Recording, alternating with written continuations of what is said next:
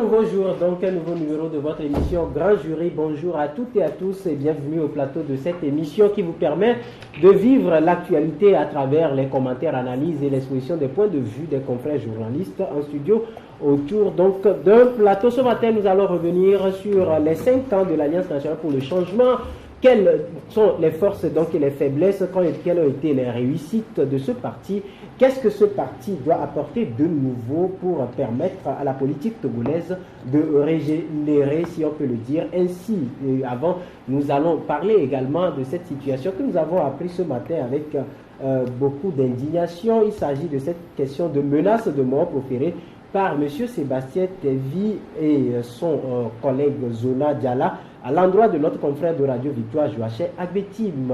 Pour souvenance, le secrétaire général de la CSTT fait objet de malversation financière. Il est de plus en plus cité dans une affaire de détournement de plus de 300 millions de francs CFA à la tête de la CSTT. Ce sujet a fait la une de plusieurs organes, notamment chez nous ici également dans l'émission Grand Jury. Et un confrère étant pointé du doigt, nous estimons que c'est la presse qui a pointé du doigt. Et que faire dans cette situation? Nous allons en parler. Nous vous informons également et partant de cette information, présenter toutes nos condoléances à notre confrère Justin Anani qui a perdu son père ce matin. Bien de choses donc à vous toutes et à vous tous. Une fois encore, le grand jury de ce mardi, ça démarre ainsi avec deux invités autour de ce plateau. Joël Ega, directeur de publication du journal La Fraternité. Bonjour Joël. Bonjour mon frère, bonjour tout le monde, tous ceux qui nous suivent et nous écoutent actuellement. Et Ibrahim Acha, il est le directeur de publication du journal Temps Nouveau. Bonjour Ibrahim. Bonjour Rodrigue, bonjour à tous ceux qui nous suivent en ce moment. Et je rappelle donc à tous ceux qui nous suivent bien évidemment que sur la 102.7 FM, c'est l'émission Grand Jury également à Palimé via les ondes de Radio VGK à Nécro, Radio Lumière et puis 3 liens sur le web pour permettre aux Togolais de la diaspora et tout le monde entier également de suivre l'actualité togolaise, le www.togovision.com, www.ebenradio.com et puis www.laverte.org. Nous disons donc bonjour et merci à tous les médias partenaires. Alors Ibrahim, cette situation partant, premièrement, je vais vous donner l'occasion par rapport au décès du père de notre confrère Justin Anani. Oui, effectivement, c'est un événement douloureux. Vous savez que quand on perd un parent, c'est pas aussi facile à soutenir, à se sentir. On ne se sent pas bien quand on perd un parent. Donc, dans ce cas précis, toute la presse togolaise, disons que tous les confrères, nous joignons à cette famille Anani et nous présentons toutes nos condoléances à la famille, sans oublier aussi de dire à notre confrère et très cher ami Anani que ce sont les épreuves de la vie et on doit toujours les accepter. C'est vrai qu'on dit tout homme naît et au bout de quelques temps, après avoir passé son temps sur la terre, est rappelé vers son créateur. Donc qu'il prenne cette situation comme étant, comme on le dit, dans l'ordre normal des choses, parce qu'à un beau jour, chacun va retourner chez son créateur. Donc on se dit que le jour est arrivé pour que son cher papa retourne vers son créateur et que ainsi va la vie et c'est ça. Donc encore une fois, nos condoléances à la famille Anani. Et voilà, Joël, Justin Anani, le confrère qui est omniprésent dans le débat politique, social également dans notre pays, son géniteur s'en est allé. Oui, bon, je crois que ça fait partie des cycles de la vie. C'est, comme on le dit chez nous, c'est le fils qui enterre le père et non le contraire. On dit souvent que c'est l'idéal. Oui, bon, c'est l'idéal, mais est-il que, quel que soit l'âge de ton géniteur, s'il te quitte, c'est un grand arbre qui est déraciné. C'est un grand soutien moral que tu perds. C'est très souvent en Afrique que nos papas constituent. Je parlerai de cette. Un trésor. Voilà, un canari de sagesse où tu vas à chaque fois te puiser, te retrouver du réconfort. Bon, il vient de le perdre. Nous aussi, nous aurons à en perdre. Ceux qui en ont déjà fait l'expérience. Voilà, d'accord. Ceux qui en ont déjà fait l'expérience comme vous, justement, vous savez ce que c'est, vous pouvez le trouver les mots nécessaires pour le réconforter. Mais ce que je souhaiterais en tant que confrère, c'est que on sait très bien que Justin Anani, il est souvent proche, il a une obédience politique donnée. mais que ça je ne souhaite pas que cela se reflète dans le soutien qui lui sera apporté durant ces moments difficiles. Il faudra que tu sois pro ou contre ces positions, que au-delà de ces partis pris, que la confraternité résonne et qu'on le soutienne vraiment. Et je pense même à ce que si c'est que notre coopération était bien organisée, souvent dans ces genres de situations, on trouverait tellement de soutien parce qu'on est plusieurs centaines de journalistes au Togo. Si seulement on avait su créer un creuset fédérateur de tous les journalistes, quels que soient les bords, vous imaginez ce qu'on aurait comme soutien dans ces genres de situations. Malheureusement, ce n'est pas le cas, mais j'espère que des initiatives se prendront à divers niveaux pour que le confrère il ait à la fois le soutien moral et le soutien matériel, tout le soutien nécessaire pour gérer bien ce triste moment. Voilà, nous présentons toutes nos condoléances à Justin Alani et à toutes les familles éplorées. Je rappelle, grâce à Elie Mensa qui nous informe que le décès c'est depuis la semaine passée, donc le week-end. Et donc voilà, tout ce qui est vrai, c'est que Justin Alani a perdu son père. On n'a pas encore le programme. Dès qu'il y aura le programme, nous vous tiendrons informés. Voilà, je reste avec vous, Joël et Gars. Nous allons également d'un confrère à un autre parler de Joachim Abetim, notre confrère de Radio Victoire, qui aurait été victime de menaces de mort proférées à son endroit par M. Sébastien Tevi et son collègue Zona Diala à l'endroit de ce confrère. Et puis c'est par rapport, parce que selon le récit des faits, c'est par rapport à cette affaire de malversation financière dans laquelle on a longtemps cité Sébastien Tevi. Il ne serait pas content du fait que le confrère parle de lui et de cette affaire sur la Radio Victoire. Bon, je crois la relation des faits qui viennent d'être faites est faite au conditionnel. Il aurait. Sinon, Joachim lui-même en a parlé ce matin. Sur ça. Voilà. S'il en a parlé ce matin, c'est vrai que moi personnellement, j'ai pas vécu ça, en live, si je peux le dire ainsi. J'ai pas vécu ça. Est-ce que les menaces ont été faites en direct sur l'antenne ou hors micro? Mais est-il que je crois que quel que soit ce que le confrère fait, le code dispose des moyens de recours et je ne sais comment dire, de contre-attaque, ou carrément de restauration de la vérité à tout individu qui se sentirait lésé ou maltraité, offensé dans le traitement de l'information. Je suis au regret, si je m'en tiens à ce qui nous est rapporté, je suis au regret de constater que le confrère Sébastien il est le secrétaire général de la CST, Confédération syndicale des travailleurs du Togo. J'ai failli le convaincre. C'est qui a menacé? C'est Sébastien Tevi. Qui a menacé. Donc Joachim. Voilà, je suis au regret de constater que Sébastien Tevi, qui est presque ami de la presse, soit allé jusque-là. Je voudrais considérer que il a eu du mal à se maîtriser, qu'il a été emporté, mais j'espère que dans les jours à venir, il aura présenté ses excuses. Et parce que aujourd'hui, nous sommes dans une dynamique mondiale où n'importe où tu te trouves, dans n'importe quel pays tu te trouves, même dans la République bananière, tu ne peux pas te mettre la presse à dos. Ça ne t'avantage en rien. Donc, j'espère que il va rectifier sa sortie et que Joachim aura lui-même à nous rapporter que il a présenté ses excuses et que parce que cette affaire ça non, les erreurs peuvent survenir à tout le monde, c'est-à-dire qu'on est sujet à erreur, donc il peut toujours rebondir et redorer son blason auprès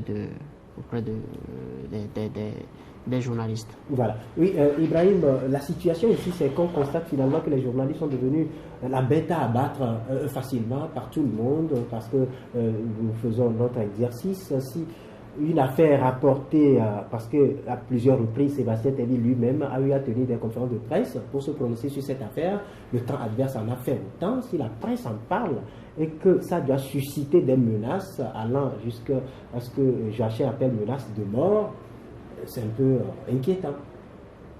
C'est inquiétant puisque on ne peut pas admettre quand même que des individus se permettent de menacer à mort un journaliste qui, comme vous le savez, donne de l'information. On ne fabrique pas l'information. C'est parce qu'il y a des faits qui se produisent, parce qu'il y a des événements et que le journaliste plutôt dans la recherche quotidienne des informations, arrive à mettre la main sur des faits et quand il vient, il les rapporte. Donc rien ne se fabrique. Donc ces gens qui se sentent peut-être égratignés par les informations que nous donnons, ou bien les commentaires que nous faisons sur les plateaux, ou bien dans nos colonnes, ou bien même dans nos studios, ne soient pas amenés à se faire justice. Il y a des voies de recours, comme le disait mon confrère Joël ici. Soit vous vous adressez vers la HAC, ou bien vous allez vers notre tribunal de paix que nous appelons l'OTM. Ou si vous sentez que vous avez des preuves et que les allégations sont aussi graves, vous saisissez la justice. Et là, je pense que les choses vont aller normalement. Dans les États où les citoyens se respectent, les citoyens vivent comme des gens normaux, on ne peut pas se lever un matin et aller proférer des menaces contre un journaliste parce qu'il a tenu tel propos ou bien parce qu'il a donné ces informations qui l'éclaboussent. Je pense que ce n'est pas du tout bien. C'est ce qui s'est passé aussi dans l'affaire de détournement supposé des 10 milliards au niveau des rétrocommissions où des ministres ont commencé par s'agiter. Vous savez aussi qu'en Afrique, on dit souvent que quand vous voyez quelqu'un commencer par s'agiter, c'est fort probable qu'il n'ait pas raison. Parce qu'on ne peut pas comprendre que pour une affaire de rétrocommission, que tout le monde sait que c'est des faits réels dans notre pays, les gens commencent par s'agiter, ils vont à la HAC, ils vont au tribunal, ils vont à la DPJ, ils vont en même temps saisir le SRI, tout ça. Là, vous voyez, c'est de l'agitation puérile et ça prouve que les gens ont beaucoup de choses sur leur conscience, mais ils n'ont pas voulu. Ils ont voulu procéder par intimidation pour amener les journalistes à se taire ou bien à faire caser le dossier. Donc voilà des comportements qui ne sont pas des comportements normaux dans un État normal, surtout que nous sommes dans un pays, notre chère patrie, le Togo, où les autorités, depuis leur arrivée au pouvoir, ont su bâtir une nation démocratique et surtout où il y a la liberté d'expression. Donc cette liberté d'expression et cette liberté de presse ne doit pas être, en tout cas à mon avis, mise en difficulté par le fait de certains individus. Donc si M. Tevi sait que notre confrère Agbetim a tenu des propos qui l'offensent, je pense il y a des voies de recours. Il peut envoyer un droit de réponse ou bien chercher à rencontrer notre confrère au niveau de l'ETM ou à la HAC et aplanir les différends. Je pense qu'il n'y a pas autre chose à faire que d'aller vers ces structures que je viens de nommer. Mais quand on veut procéder autrement, c'est peut-être parce qu'on n'a pas les arguments nécessaires, on veut procéder par les biceps et ça, c'est pas aussi bien. Voilà. Joël, est-ce qu'aujourd'hui les journalistes togolais doivent s'inquiéter de cette situation parce que devenant de plus en plus victimes ou je ne sais quoi de leur profession? On a vu par exemple, quoi que soient les raisons, on en a parlé, l'enlèvement de Boléry Lawson en pleine circulation, on a parlé également de Zeus Asiadouvo et de l'administrateur de la chaîne du futur à Luc Abaki dans cette histoire de documentaire. On a vu également après Zeus Asiadouvo et puis Abi Alpha et par après c'est Carlos Keton. Aujourd'hui, où en sommes-nous si à cause de notre profession n'importe quel kidam peut nous retrouver en pleine circulation, nous régler les comptes? Oui, c'est-à-dire je vais d'abord ironiser, c'est-à-dire l'ironie c'est quoi? J'estime plutôt que quoi que ce soit du mal qu'on nous fait, quoi que ce soit les violations des règles citoyennes qui sont faites à notre endroit, moi j'ironise en disant qu'on doit se réjouir parce que ça montre que la presse fait trembler. Comme le disait quelqu'un la fois dernière, il dit non, la presse n'est pas le quatrième pouvoir, c'est plutôt le deuxième pouvoir.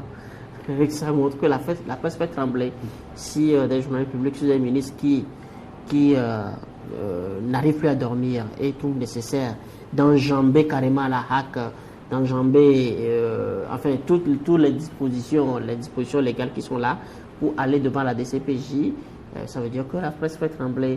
Si les publications, les propos de la presse font sortir des gens, les mettre hors d'eux jusqu'à ce que ils ne se contrôlent pas, ça veut dire que la presse fait un truc là. Je fais exception quand même du cas Boléro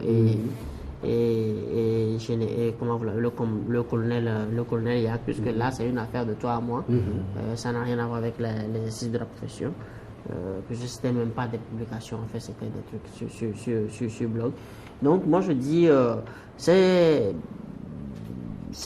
excès de dans les plaintes, dans les remontrances faites à l'endroit des journalistes, je dis que c'est parce que le travail que la presse fait, quand la presse dit A, ça a des échos et ça peut faire changer beaucoup de choses.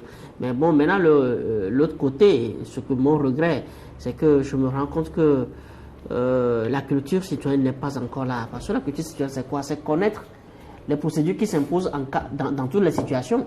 C'est que quand la presse t'offense, qu'est-ce qu'il y a? Qu'est-ce que tu dois faire? Mais nous sommes dans une république, les dispositions sont là. Mais je ne comprends pas pourquoi des ministres, les garants, effectivement, c'est ce que j'allais dire, c'est les garants de la République qui eux-mêmes montrent qu'ils maîtrisent mal les règles de l'État qu'ils gèrent. Mais c'est des personnalités pas moins, comme tu le dis, à tous les niveaux, dans tous les scénarios, c'est des personnalités pas moindres et qui agissent comme cela. Mais j'ai comme l'impression, comme le disait un jeune la fois dernière, il dit, mais quand on parle de citoyenneté, il faut d'abord former ceux qui nous dirigent à la citoyenneté avant qu'on vienne former les citoyens. Parce qu'ils ne donnent pas l'exemple. Ils ne donnent pas l'exemple. C'est à eux de donner l'exemple. Et la relève suivra et dira, donc, quand on n'est pas d'accord avec la presse, donc il y a telle procédure, il y a ça qu'on doit faire. C'est ça. Mais pourquoi est-ce que les lois sont là? Moi, je suis au regret de constater que ceux-là qui sont à la tête, ceux-là qui sont à la manette du pays, maîtrisent eux-mêmes les lois qui régissent l'État qu'ils gèrent. Et c'est dommage pour les journalistes. C'est dommage pour les journalistes parce que quand on va aux menaces de mort, quelqu'un peut, comment vous l'appelez, il peut se résigner, ne pas te menacer, mais t'attaquer dans le coin de la rue. Et c'est dommage. C'est quelle nation on a bâti comme ça, où on ne peut pas supporter les critiques, on ne peut pas supporter.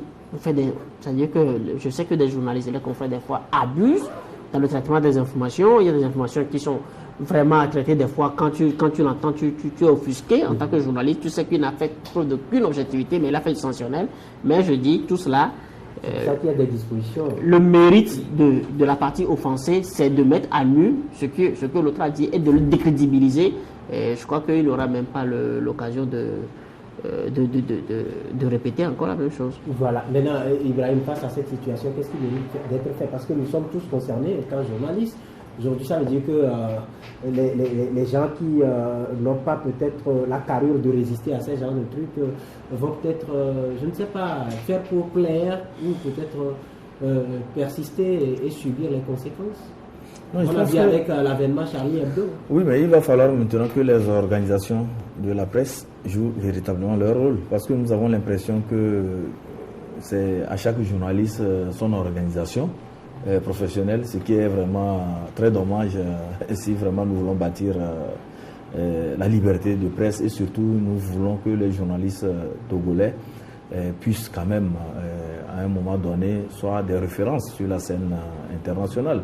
Puisque aujourd'hui, si vous voyez ce qui se passe, quand un journaliste est attaqué, il y a une organisation de la presse, en tout cas qui a les mêmes colorations que ce journaliste qui intervient. Les autres sont peut-être presque absents ou sont même en combine avec les bourreaux de la presse. C'est ça qui est regrettable. Nous avons assisté à ce genre de situation. Nous avons vu des journalistes qui étaient face à la justice, mais des organisations de presse étaient du côté du bourreau pour des intérêts. Ça, c'est très dommage pour notre profession. Il faudrait quand même que nous soyons beaucoup plus sérieux. Et lorsqu'un journaliste est en situation, mobilisons-nous, sortons ce journaliste des griffes de nos bourreaux. Et après, s'il y a quand même des remontrances à faire, en interne, nous allons conscientiser notre confrère ou bien le ramener à la raison. Je pense que c'est comme ça, toute corporation travaille. Mais si on doit diviser, parce que le ministre qui poursuit notre journaliste, c'est quelqu'un qui me donne du carburant, donc il faut que je le défende à tout prix. Je pense qu'on est en train de perdre même les règles de la confraternité. Il faudrait que les journalistes reprennent conscience. Quand on dit qu'il y a des journalistes alimentaires, je pense qu'il faudrait qu'on fasse tout pour changer cette dénomination, parce que ça ne nous fait pas bonne presse quand même. Au-delà de journalistes alimentaires, moi je dis, il y a des journalistes de la minorité. Il y a aujourd'hui des journalistes que moi j'aime souvent taquiner, je les appelle des journalistes ministres. C'est-à-dire,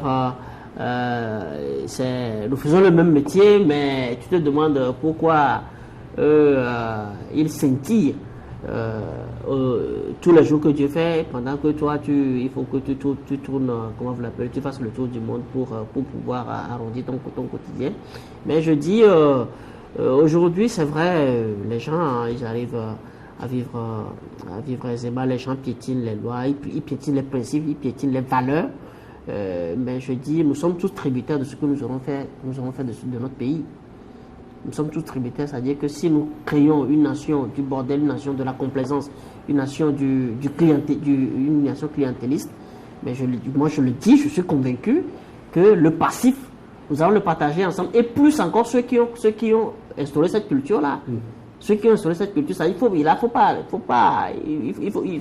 pas rêver. C'est parce que les Cap-Verdiens, les Mauriciens ont compris qu'on a intérêt à gérer les choses de façon saine, à faire une gestion inclusive, sincère, pour que leur pays, c'est-à-dire que pour que, enfin, tout le monde profite. C'est parce que ils ont choisi de le faire. C'est parce qu'ils savent que ça va dans leur intérêt qu'ils ont choisi de le faire. Mais si nous choisissons de ramer à reculons aujourd'hui, tu es à l'aise. On parlait tantôt du voyage avec le chef de l'État. Il faut faire des courbettes pour être sur la liste de ceux qui voyagent avec le chef de l'État. Mais paradoxalement, tu vois, ces gens, ils vivent, il arrive des jours, ils râlent encore. Donc, il serait mieux de gérer la chose de sorte que tout le monde y ait accès, pour que tu saches que, bon, même si tu dors, on viendra te réveiller parce que c'est ton tour, parce qu'on a instauré une société où on respecte le droit de tous à l'accès comment vous l'appelez, à jouir des privilèges de l'État. Pas des privilèges de l'État, forcément, des biens publics de façon générale. Donc, ça veut dire que vous savez que nous sommes dans une profession où je ne sais comment dire, les positions sont souvent mouvantes, de gré ou de force. Il suffit que tu déçoives un peu ton camp, ce camp clientéliste auquel tu appartiens, pour qu'on te mette hors, et tu vas vivre en fait ce que les autres vivent. Donc il serait mieux plutôt qu'on cultive, que quand un confrère est brimé, qu'on ait le courage de le dire. Et je crois que ça rend même service à celui-là qui brime. Ça lui rend service parce que excusez-moi, mais on s'est rendu compte que ceux qui nous dirigent ne maîtrisent même pas les règles, les lois du pays, et même s'ils les connaissent, ils ne sont pas prêts à les respecter. Il faut qu'il y ait quelqu'un qui les amène à respecter ça. Et comme l'a dit Feu Adema, à ton ami, tu ne peux dire à ton ami, le meilleur cadeau que tu peux faire, c'est de lui dire la vérité. Comment vous l'appelez, le président du Parlement l'avait dit lors des funérailles de Feu Adema, que Adema est mort, mais il y a de petits Adema qui jonchent encore le Togo. On se rend compte que voilà. C'est-à-dire que c'est du temps d'Adema qu'on disait que les gens ne respectaient pas les lois. Il y a des mêmes moments, 10 ans, ça fait 15 ans après lui, 10 ans après lui, les gens ne respectent toujours pas les lois. Les gens perpétuent ce qui se faisait du temps d'Adema. Moi, je crois que c'est soutenir cela, c'est une petitesse d'esprit. Or, pour construire une grande nation, il faut avoir de grands esprits. Aller au-delà de mes propres intérêts, mais chercher l'intérêt de tous pour que même si demain je ne suis personne, mon enfant puisse avoir sa place.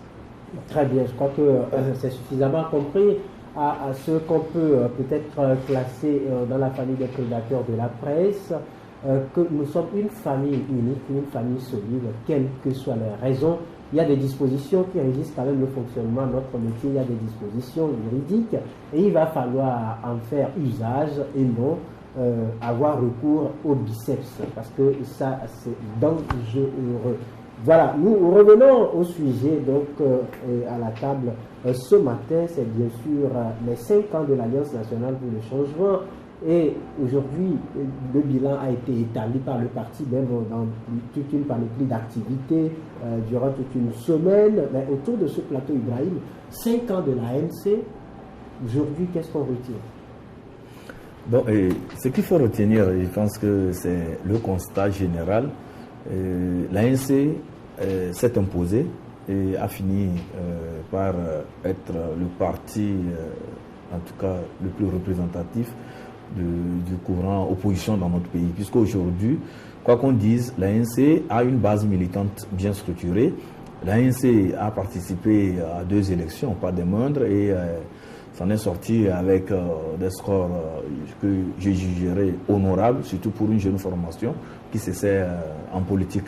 Et le regret, c'est que les responsables de l'ANC, à un niveau donné, peut-être aveuglés par leur popularité et aveuglés par certaines positions qui ne sont pas forcément des positions qu'il fallait adopter dans le contexte actuel de la politique togolaise, ont fini par pécher. Et c'est ce qui fait que il y a quand même des choses à reprocher. Je peux parler même de la démobilisation, parce qu'actuellement, les gens ne se retrouvent plus forcément dans l'ANC. L'ANC qu'on a connu dès le début avec cette ferveur, cette fougue de lutter pour apporter le changement dans notre pays.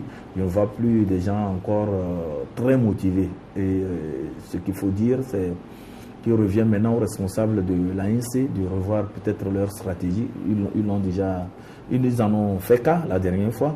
Et Jean-Pierre Fabre qui a compris que maintenant, il faudrait quand même associer tout le monde, parce que si on veut véritablement exercer la pression sur le pouvoir, le pouvoir actuel, il faudrait quand même que l'opposition parle d'une seule voix, pour qu'il n'y ait pas de voix discordante dans la stratégie d'agir et surtout d'amener les gouvernants à aller dans le sens de l'amélioration des conditions de vie des Togolais, dans l'édification d'une nation de paix et surtout dans l'enracinement de la démocratie dans notre pays. Je pense que 5 ans, c'est grand quand même, mais le bilan est mitigé à mon niveau. Bilan mitigé, vous partagez, Joël, 5 ans de l'ANC? Bon, bilan mitigé, je ne saurais condamner cette appréciation, parce que quand on voit en 5 ans la seule compétition, l'ANC n'a pas réussi à participer elle seule à une compétition électorale. Les deux compétitions électorales auxquelles l'ANC a participé, c'était sous l'obédience, c'est-à-dire que c'était dans un... L'initiative sous le collectif sur le Togo. Voilà, l'ANC n'a jamais mené d'aventure individuelle, c'est-à-dire elle n'a jamais passé d'épreuve électorale individuelle pour s'apprécier. Et même là, quand on prend le score qu'ils ont fait tout dernièrement lors des législatives, l'ANC, c'est en fait l'UFC redénommé. Aujourd'hui, moi je salue l'effort. Non, attendez, c'est-à-dire que c'est les héritiers, c'était les lieutenants, c'est eux qui faisaient le travail de l'UFC. Ils ont repris même toute la stratégie de l'UFC. En 5 ans, ils ont réussi à égaler l'UFC en termes de fédération. Sur 13 fédérations, ce n'est pas petit. Sur 13 fédérations, sur les enjeux territoriaux, ce n'est pas petit. Donc, c'est un grand parti. C'est un grand parti qui, malgré sa grandeur, n'arrive pas à s'imposer dans l'échiquier politique. C'est vrai. Il s'impose, il arrive à faire ombrage à tous ses partenaires. Et c'est en cela que moi je dis, c'est paradoxal le jeu de l'ANC, parce que tout dernièrement, sachant que vous allez servir bientôt vos 5 ans, à la veille de ces 5 ans, ce que Isabelle Amégabi a trouvé utile de dire, c'est de déclarer une guerre interne à l'opposition, c'est-à-dire ils vont s'attaquer à un partenaire de l'opposition. Et moi je dis, c'est paradoxal, et ça m'étonnerait, je serais étonné que les militants de l'ANC même adhèrent à ce que Isabelle Amégabi a dit. Et c'est tout ça le problème du parti. Moi je dis aujourd'hui, l'ANC, quoique s'est imposé comme la deuxième force politique, c'est malgré les Togolais. Sinon que c'est pas le parti qui... enfin, l'ANC ne représente pas, ne remplit pas pour moi la condition de l'alternance. Et l'ANC ne rentre pas, moi, dans ma vision de l'alternance, dans ma vision du changement que je veux pour demain, pour le Togo de demain. Donc, quand je dis ces 5 ans devaient permettre au parti de grandir, mais je me suis rendu compte que c'est presque les mêmes thèmes qui ont été ramenés. on va continuer la contestation, etc. On va contester sans stratégie. C'est ça le problème. On dirait qu'en fait, ils font du clientélisme. Et l'histoire retient que la technique de l'ANC qui est du populisme. Vous êtes en train de pointer du doigt un peu cette déclaration d'Isabelle Abégaldi. Est-ce que ça a apporté un peu un coup à cet anniversaire? Justement, ça, là, au point, c'est l'anniversaire en nous mettant de faire ça. C'est très paradoxal qu'elle ait choisi de dire ça. Une sortie qui n'a rien apporté, qui n'apporte rien au débat politique, mais qui ne fait que décrédibiliser l'ANC. Je le disais, voilà des attitudes qui font que l'ANC ne rassure pas les Togolais pour l'alternance, sinon que, je le disais tantôt, le populisme qui est leur fonds de commerce, ça ne passe plus. Quand vous voyez le Front National en France, le Front National a failli percer dans le populisme, mais ils se sont rendus compte que non, il faut faire du sérieux, il faut poser du concret aux Français, il faut se porter en partie responsable. Aujourd'hui, le Front National a repris on monte dans les sondages. Mais le populisme à l'Allemagne, les Allemands le regrettent aujourd'hui d'avoir laissé ce populiste-là, Hitler, monter au pouvoir en 1933 et qui les a entraînés dans la Deuxième Guerre mondiale avec toutes les humiliations que l'Allemagne a connues après. Alors voilà un pays qui a donné des grands intellectuels. Et au Togo, vous savez très bien, pour la petite histoire, vous savez que Blaise Pascal est un Togolais. Il vient de Tongo. Voilà, ça veut dire que notre pays, c'est pas pour rien que les pères de la nation l'ont nommé l'ordre de l'humanité. On a des compétences ici, des compétences inouïes, donc on n'a pas besoin d'aller se faire divertir dans le, comment vous l'appelez, dans du folklore, mais il faut poser du concret. Et j'ai l'impression que l'ANC n'a pas l'ANC, je ne dirais pas qu'ils n'ont pas les ressources nécessaires, mais ils ne peuvent pas poser du concret. Donc ces 5 ans devaient leur permettre normalement de rebondir, mais je dirais que c'est une commémoration qui a fait trop, parce que si le président national parle de la continuation de la contestation, etc., mais avec quelle stratégie? Il n'y a pas de stratégie, pendant que l'autre, il se perfectionne. Unir, excusez-moi, mais le système du pouvoir hier n'est plus le même aujourd'hui. Ils sont perfectionnés, et, le pouvoir essaie de se polier, il ne commence même pas à engranger les voix dans les girons de l'opposition hier, pendant que l'opposition a du mal à percer le nord. Si ce n'est pas comment vous l'appelez, la transhumance, le décrochage qu'ils ont fait du député du PDP, qui aujourd'hui se réveille de son rêve. Si ce n'est pas ça, l'ANC n'aurait rien obtenu au nord, dans le nord. Vous voyez, ça mène à quoi? On dirait que en fait, les leaders de ce parti-là sont en business, ils veulent assurer leur vieux jour et basta, ce qui arrivera après. Leur mission, c'est d'empêcher l'émergence de toute force de l'opposition pour leur arracher la seconde place. Et là, ils sont en privilège. Il y a le statut de l'opposition aujourd'hui. Ils se sucrent sur le dos de ces militants à qui servent l'opium de la diabolisation, d'une victoire illusoire, comment vous l'appelez, enfin de tout et de tout. Ils le savent de n'importe quoi. Donc aujourd'hui, vous allez remarquer que la mobilisation n'est plus pareille avec l'ANC. On se demande où est-ce que ce parti va.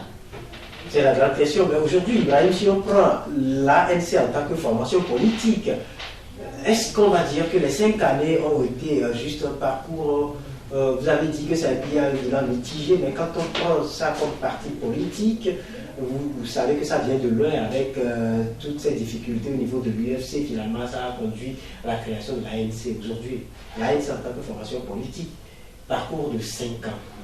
Est-ce que ça a été du rien?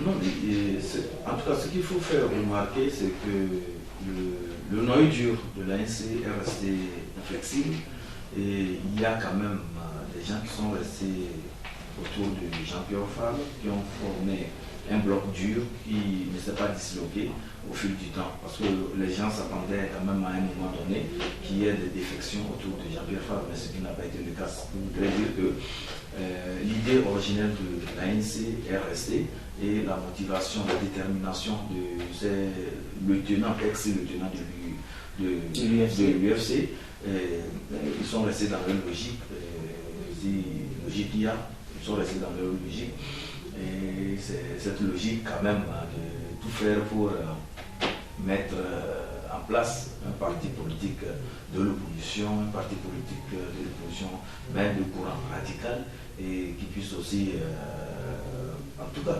participer à sa manière à la vie politique dans notre pays. Ça aussi, il faut dire que c'est un élément très important dans la conduite des affaires, surtout dans le débat politique, quand vous êtes aussi en bloc et vous vous respectez, il n'y a pas de défection, il n'y a pas de trahison au sein de votre groupe. Ça donne aussi, en tout cas, des éléments qui sont très importants à respecter votre formation politique. Ça, et sur ce plan, je dirais que l'ANC a su quand même canaliser toutes ces énergies et a maintenu le cap. Quand nous revenons un peu au niveau de la philosophie même de l'ANC, qui est en tout cas l'alternance ou rien, et c'est à ce niveau que je dirais qu'ils n'ont pas, à leur niveau, tous les responsables de l'ANC n'ont pas su adopter la stratégie qu'il faut pour pouvoir aller vers cette alternance. Parce que si je vois un peu tout ce qui se fait actuellement au niveau de l'ANC, cela ressemble fort à la stratégie de l'UFC, qui est une stratégie qui n'est pas payante. Donc normalement, quand ils ont créé un nouveau parti politique, à leur niveau, je pense qu'ils devaient quand même se démarquer un peu de l'UFC et chercher une stratégie innovante qui puisse aller vers l'alternance. Mais j'ai remarqué que c'est toujours la même chose, le populisme, comme le disait mon confrère, et la diabolisation. Vous savez que la spécialité de l'UFC aussi, c'était de diaboliser ses compagnons de lutte. Est-ce que la diabolisation est propre soit à l'UFC ou à l'ANC? Parce qu'il y a quelques mois, on peut quand même le dire avec certitude que quand vous prenez aujourd'hui, quand même le cas, vous prenez des gens comme l'honorable Jacques ici, ils ne font pas, ou vous prenez quelqu'un comme Abbas Kaboua, ils ne vont pas dans les studios sans forcément un jury et d'autres formations politiques. Non, c'est ce que nous appelons le plus souvent la réaction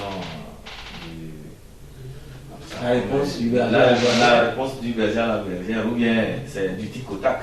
Parce qu'ils étaient dans une union, dans une coalition. Mais à un moment donné, vous avez su que les informations qui sortaient venaient beaucoup plus de l'ANC qui diabolisait ses compagnons de lutte. Et combien de fois on n'a pas appris que le CAR faisait ceci, le CAR faisait cela, et que le CAR voulait faire ceci, c'est pourquoi il y a eu ceci. Il y a des informations qui sortaient comme ça et le CAR n'a jamais réagi. Il a fallu quand même que le CAR se dise à un moment donné que mais ça suffit.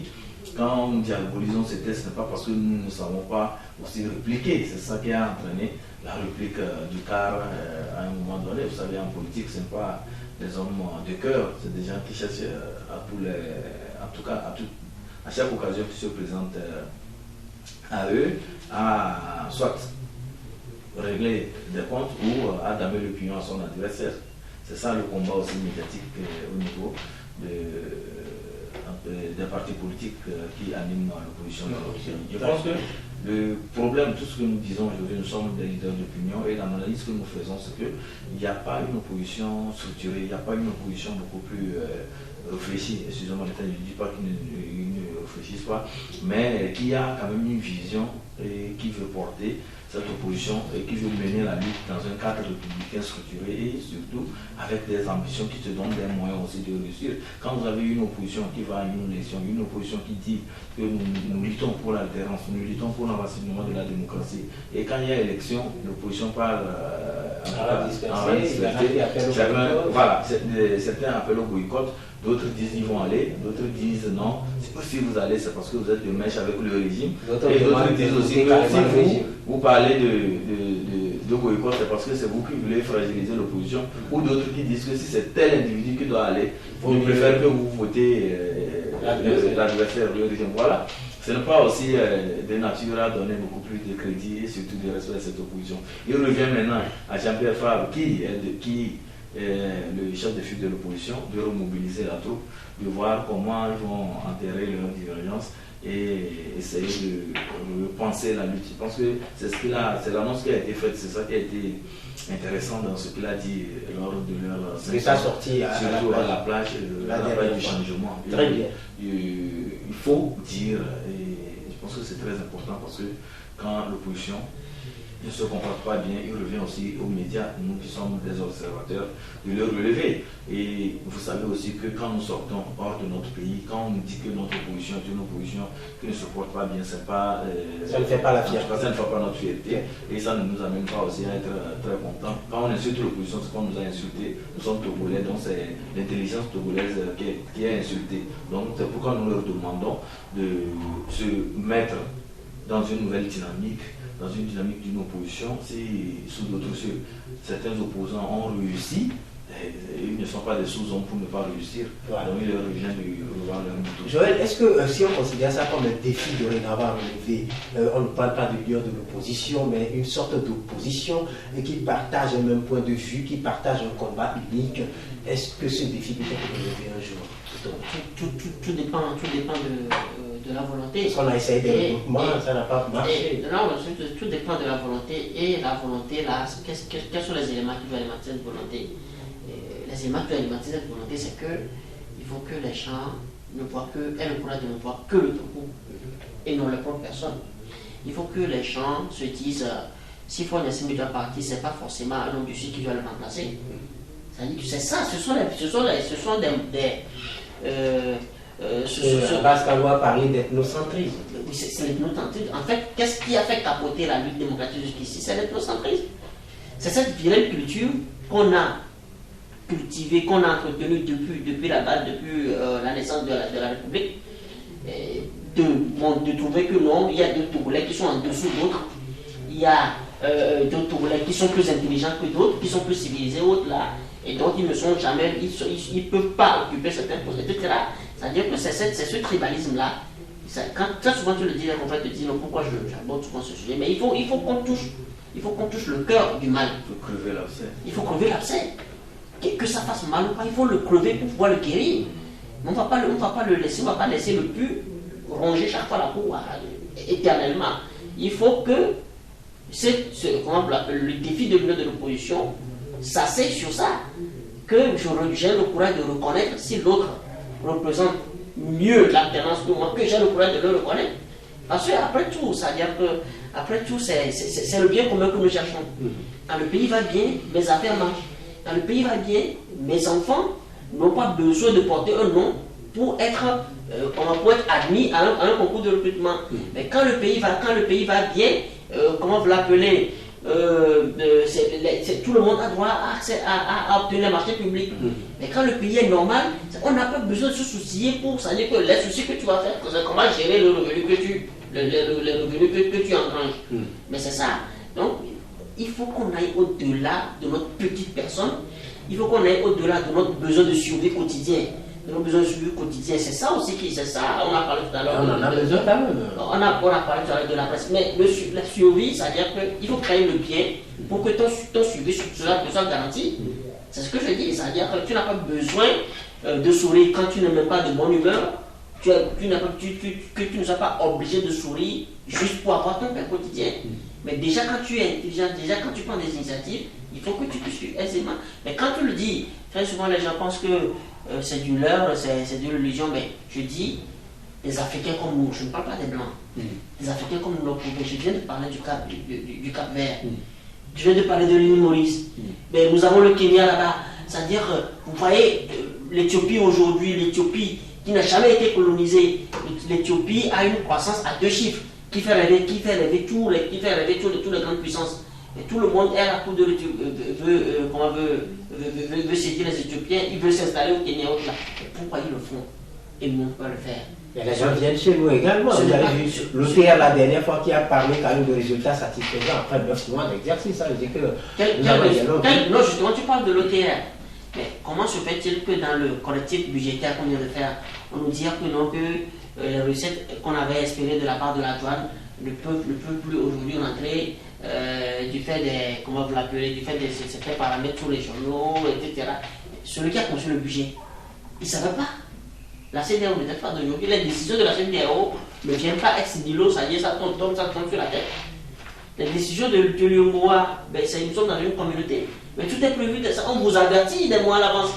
Comment ça, vous savez, il n'y a pas d'exemplarité. C'est ça. Ça veut dire que la culture du survie quotidien, point barre. Après moi, le déluge. C'est ça. Il n'y a pas de sérieux. On ne peut pas, je ne sais comment dire, on ne se dit pas non. Mais quand je détruis le pays, c'est même pas si que je laisse à mes enfants. Non, on ne se dit pas ça parce que ben, je suis puissant aujourd'hui. Mon enfant, il peut aller chercher des diplômes, etc. Je vais le caser quelque part et c'est fini. Ce n'est pas fini. Mais ce n'est pas fini parce que les gens sont étonnés aujourd'hui que le Togo d'aujourd'hui ne soit plus le même que le Togo d'il y a des mains. Pourtant, c'est le fils d'Yadema qui est au pouvoir. Et ça veut dire qu'on est dans une dynamique irréversible.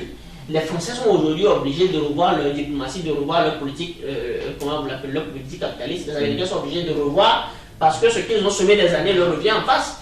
Et ils sont débordés par les civils. Ils sont obligés de prendre des musulmans dont ils ne voulaient pas. C'est-à-dire que l'Europe chrétienne aujourd'hui est obligée d'ouvrir ses portes aux musulmans pour faire tourner son usine.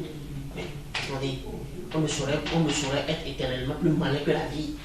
La vie a ses principes. Donc il faut préserver l'intérêt commun. L'intérêt commun, c'est la seule formule qui marche. C'est la seule formule qui marche. Est-ce que ça peut marcher aussi chez nous, l'intérêt commun? Oui, ça dépend. Parce que quand on prend l'opposition, vous avez, on l'a dit tout à l'heure, surtout au lendemain du scrutin présidentiel, on a vu l'opposition qui s'est plus combattue en elle qu'elle a combattu plutôt le pouvoir. Oui, parce que c'était une guerre de positionnement. Et qui parle de guerre de positionnement parle de guerre pour des intérêts personnels.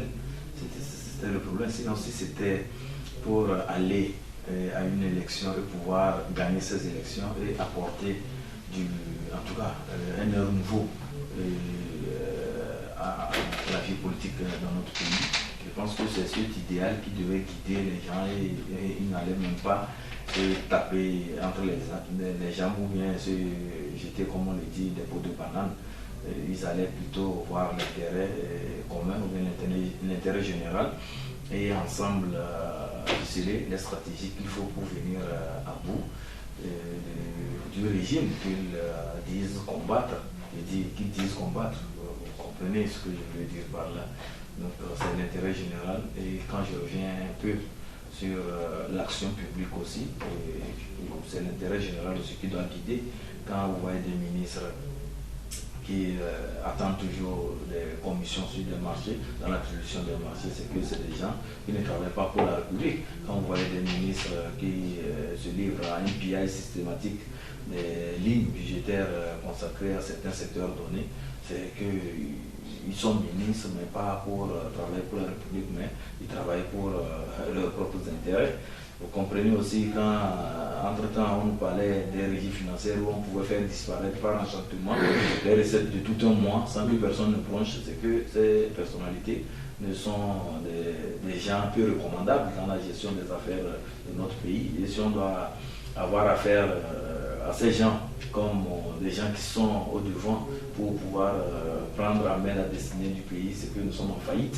Donc voilà, ce comportement qu'il faut bannir, l'intérêt, en tout cas personnel, l'intérêt, les échos, les intérêts personnels, et comment assurer sa retraite, comment piller de l'argent, garnir ses comptes, puisque c'est devenu même à un moment donné, ce n'est plus le besoin qui amène ces gens à détourner, mais peut-être c'est juste pour l'orgueil. Les gens veulent qu'on dise qu'ils ont tel milliard sur leur compte.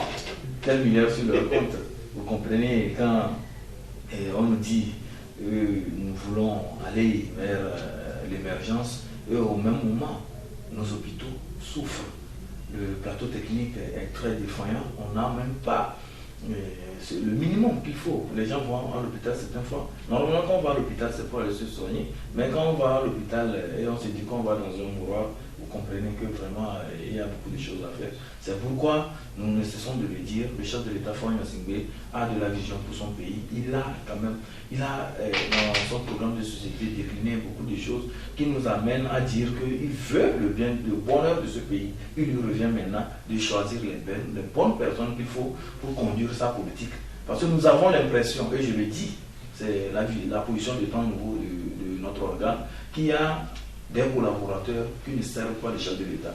Il y a des gens qui sont, peut-être par malice, ils jouent, ils disent qu'ils sont des militants, mais au fait, ils ne le sont pas. Ils sont en train de saboter la politique du chef de l'État. J'en veux pour preuve l'échec cuisant que nous avons eu dans l'organisation de ce sommet sur la sécurité. On dit que toute une république, un État n'a pas pu tenir une conférence. Oui, il y a eu des raisons qui expliquent ça. Les infrastructures, la logistique. On a un ministre des infrastructures. On a des cadres qu'on a envoyés à l'extérieur pour utiliser Joël, la logistique, ce n'est pas un fait naturel. Pour qu'on dise que c'est la pluie qui a fait qu'on n'a pas tenu ça. La logistique voudrait dire que les gens n'ont pas pris des dispositions à temps, c'est tout. Oui, oui.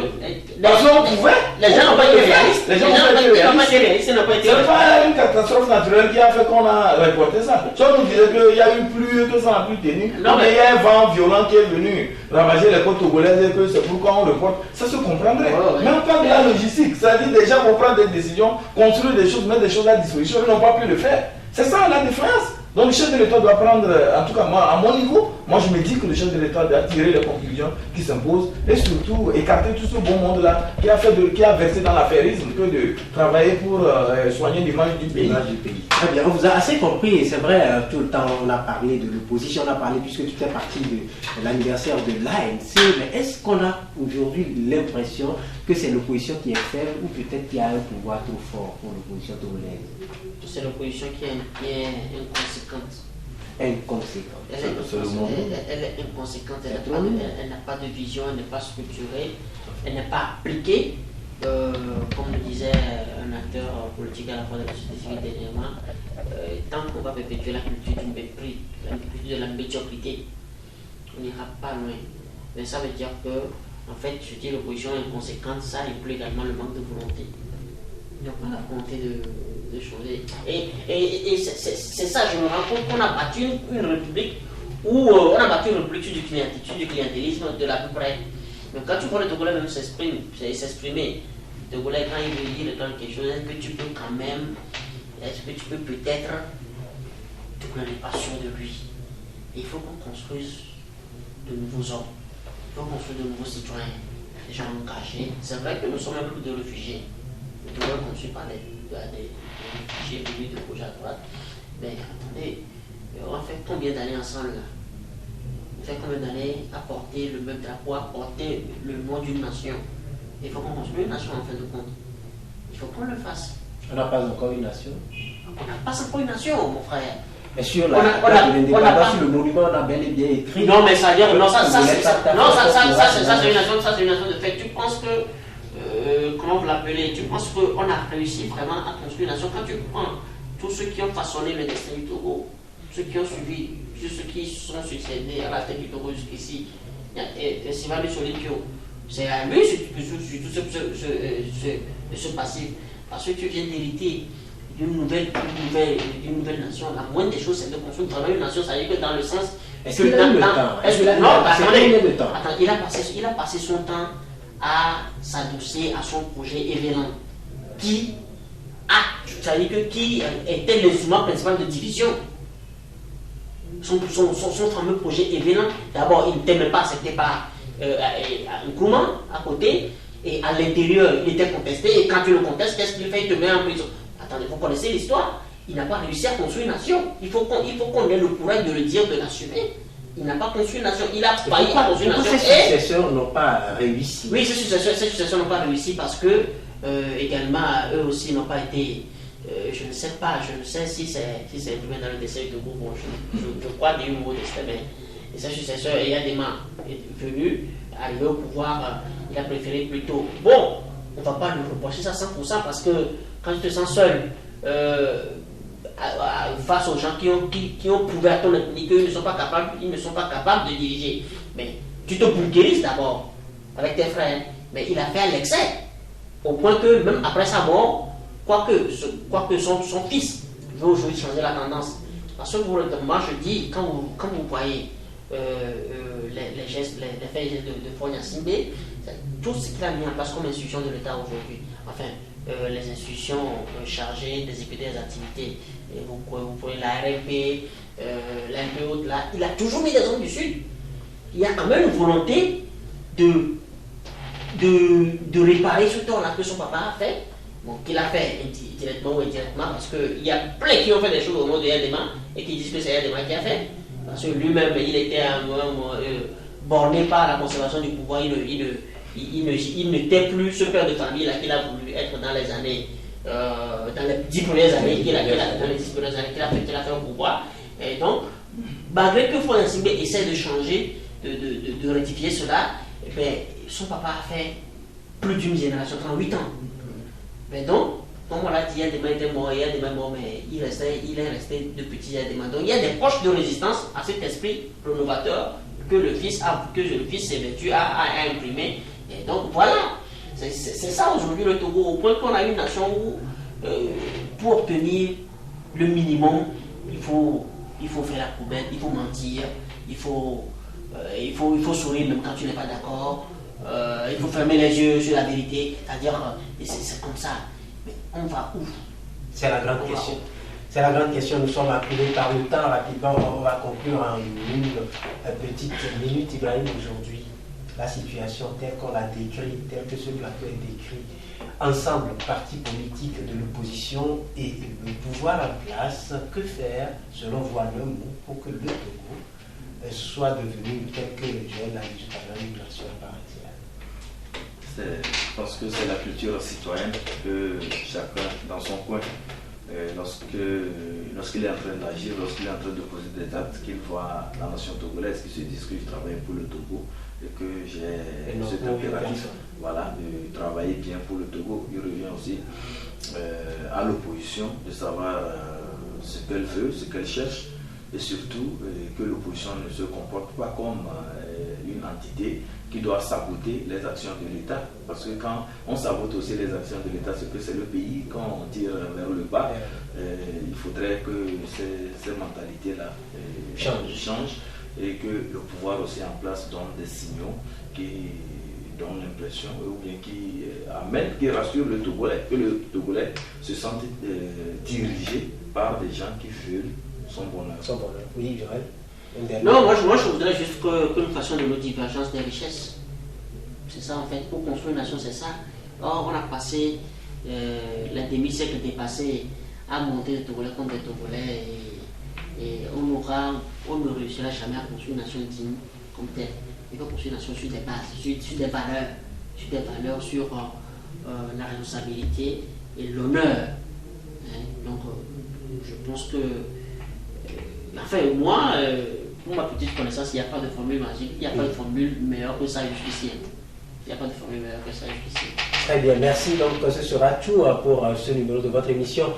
Grand jury, merci à vous toutes et à vous tous qui nous avez suivis. Étaient des nôtres comme invité Ibrahim Atta, directeur de publication du journal Temps Nouveau, et Joël Ega, directeur de publication du journal La Fraternité. Merci à toute l'équipe technique qui nous a accompagnés jusque-là. Merci également aux médias partenaires. Bien de choses chez vous. Au revoir.